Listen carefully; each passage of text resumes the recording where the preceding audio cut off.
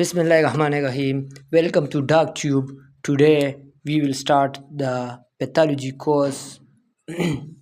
نن به موږ سٹارټ کوو د پیتالوجي کورس چې کوم دی د KMU کریکولم مطابق.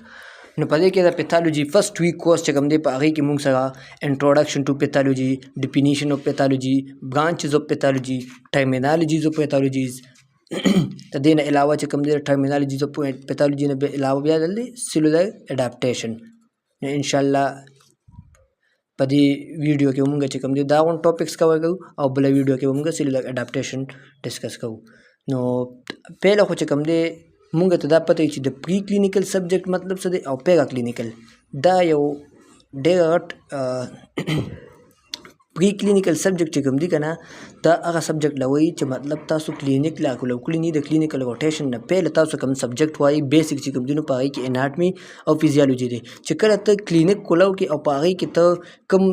ستا کوم سبجیکټ په کار راځي نو په هغې کې مینلی پیتالوجي ده چې ته پیتالوجي پېژنې ته ډیزیز پېژنې تا له پته وي د دې سیل دا ډیزیز دی دله دا پیتالوجي شوې ده دله به ته بیا فارماکالوجي چې فارماکالوجي هم تا له پته وي دله به ته کوم ډرګ استعمالوې څنګه به استعمالوې په کوم روټ باندې به استعمالوې. نو فارماکالوجي او پیتالوجي دا چې کوم دی پیرا کلینیکل سبجیکټ دی او پری کلینیکل کې اناټمي او فزیالوجي ده. نو پیتالوجي چې کوم دی دا د دوه ورډز کمبینیشن دی د پیتو او د لوجي. پیتو مطلب دا دی چې سفرینګ مطلب ډیزیز یا چې څه لږ ته کې ډیویشن راغلي لږ ته کې چینجز راغلي د نارمل باډي فنکشن نه ابنارمل کنډیشن شوي او د دغه کې مونږ سټډي کوو نو دې ته وایي پیتالوجي. any deviation from normal چې لږ ته کې چینجز لږ ته کې ډیویشن په نارمل سیل سټرکچر فنکشن په میټابولیک اکټیویټیز کې راشي نو دغه کنډیشن ته مونږ بیا پیتالوجي وایو چې دغه مونږ سټډي کوو. نو پیتالوجي کې چې کوم دی مینلی مونږ چې کوم دی چې دوه څیزونه مونږ ته پته وي یو ایټیالوجي او بل پیتالوجي پیتوجینیسس. ایټیالوجي مطلب دا چې دا ډیزیز چې کوم دی دا شروع شوی دا کوم ځای نه دی د دې کاز څه دی د دې اوریجن څه دی وای دس ډیزیز از کاز اف ډیزیز به مونږ په ایټیالوجي کې سټډي کوو. او په پیتوجینیسس کې چې کوم دی مونږ به ډیولپمنٹ اف ډیزیز هاو د ډیزیز ول بی ډیولپ چې دا ډیزیز چې کوم دی کاز خو شو په ایټیالوجي باندې خو مخکې چې اوس کوم دی د پیتوجینیسس دی مطلب دا چې دی به مخکې گروث څنګه کوي دی به اکټیویټي څنګه ډیمینش کوي. بیا مختلف ټرمینالوجي سٹارټ کیږي د پیتالوجي چې کوم دی په دې کې ولنې دی ډیزیز څه ته وایي هر هغه سټیټ یعنی مطلب دا چې سټیټ چې په هغې کې هر یو انډیویجول کس د هغه اناټومیکل کنډیشن د هغه فزیولوجیکل فنکشن د هغه بایوکیمیکل ریاکشن په دې کې چینج راشي د نارمل نه ابنارمل شي نو دغه کنډیشن ته مونږ ډیزیز وایو. صحیح شو. بل ورپسې دی پروګنوسس. نو پروګنوسس چې دا کوم ډیزیز دی د دې آوټکم څه دی د دې آوټکم ګډ دی بیډ دی دغه څیز له مونږ پروګنوسس وایو. بیا ډایګنوسس او بل ټرمینالوجي ده. ډایګنوسس مطلب دا چې تو د ډیزیز ډیټرمینیشن کې چې دا کم نیچر دی کینسر دی میلیګننټ دی بیناین دی کم قسمه بیماری ده دا نو دا چې کوم دی ډایګنوسس چې کوم دی دا به ته په یو کانسایز مینه مطلب دا به ته په سیکوینس کې کوې دی پسې به ته روانې. بیا بله ټرمینالوجي ده ایکسایټنګ کاز اف ډیزیز. ایکسایټنګ کاز اف ډیزیز مطلب دا چې هغه فیکټر چې هغه ډایرکټلی ریسپونسیبلي څه دپاره ډیزیز دپاره چې تا له ډیزیز لګي نو هغې کې به مینلی انوالو څوکي به ډایرکټ په یو څیز راځي هغې د وجې نه به تا له ډیزیز لګي هغه که بیکټیریا ده که وایرس دی که پنجای ده دا مینلی دا چې کوم راځي د دې د وجې نه به چې کوم ډیزیز کاز کېږي نو د دې مطلب دا چې د بیکټیریا وایرس دا څیزونه د ډیزیز څه دی ایکسایټنګ کاز اف ډیزیز دی. بل دی پری ډسپوزنګ کاز اف ډیزیز. پری ډسپوزنګ کاز اف ډیزیز مطلب دا چې اوس یو کس د هغه امیون سسټم له غونتې کمزوری دی یا داسې کنډیشن چې په هغې کې هر یو انډیویجول کس مور سکسپټیبلی مطلب دا چې هغه له دا ډیزیز به ډېر زر ډېر په اسانه باندې لګي لکه څه کسان به داسې وي چې هغوی به بالکل په هارټ انوایرمنټ کې ځان نشي برداشت کولی سو بالکل کولډ انوایرمنټ داسې چې اینی ټایم به د زکام وي او پور وینټیلیشن دا چې کوم دي موسټلی په ایم سی کیوز کې پور وینټیلیشن ډیمپ ویدر دا راځي چې دا ایکسایټنګ کاز اف ډیزیز دی که پری ډسپوزنګ کاز اف ډیزیز دی چې دا تاسو ته پته وي. دې نه بعد چې کوم دی بیا راځي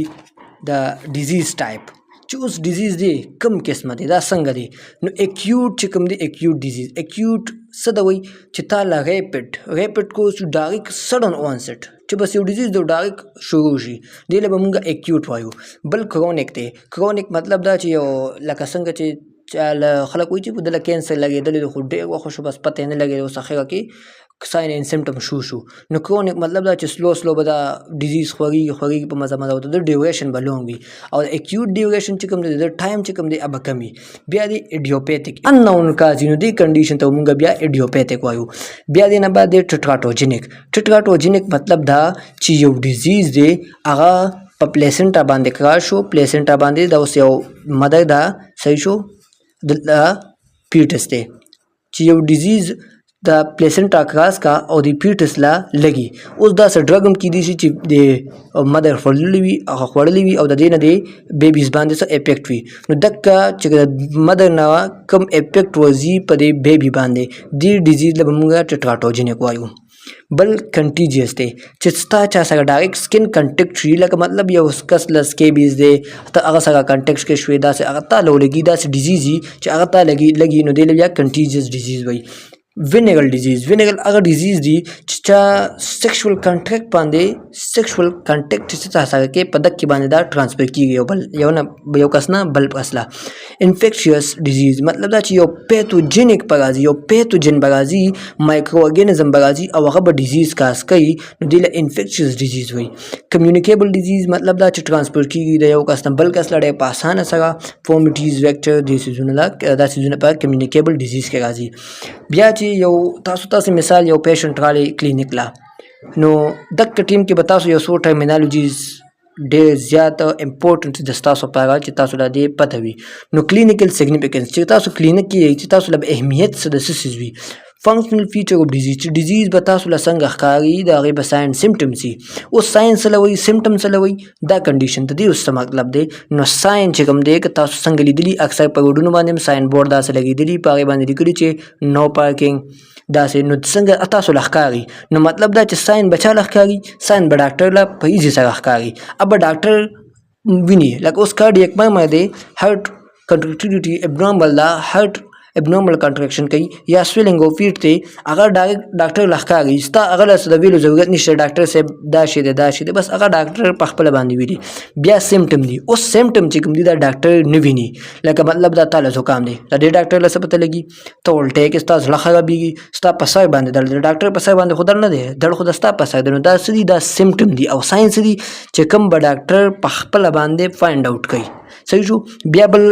ټرمینالوجي دا کمپلیکیشن څه لوي چې تو سلاړ یو ډاکټر له یو ډیزیز په دغه کې چې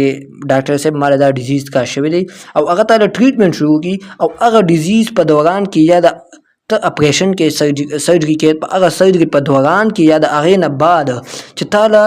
کوم ډیزیز ولګي نوې اوریجنل ولګي نوې ډیزیز تاله ولګي د دې ته به تل یو ډیزیز او تاله به ولګي بل ډیزیز د هغه کنډیشن د وجې د هغه ډرګ د وجې نو دغې له بیا کمپلیکیشن وایي بیا د دې نه بعد بله نیکسټ مونږ سره چې کومه ټرمینالوجیز د هغه د موربیډیټي نو موربیډیټي وایي ډیث ریشو ان ا کمیونټي چې په یو خاص پرټیکولر ځای کې په یو کمیونټي کې ډیث ریشو څومره ده بیا دې سره کوریلیټډ ده مورټیلیټي نو مورټیلیټي دې ته وایي چې یو ځای کې ډیزیز ریشو په یو کمیونټي کې څومره ده ډیزیز ریشو ته مورټیلیټي وایي او ډیث ریشو ته موربیډیټي وایي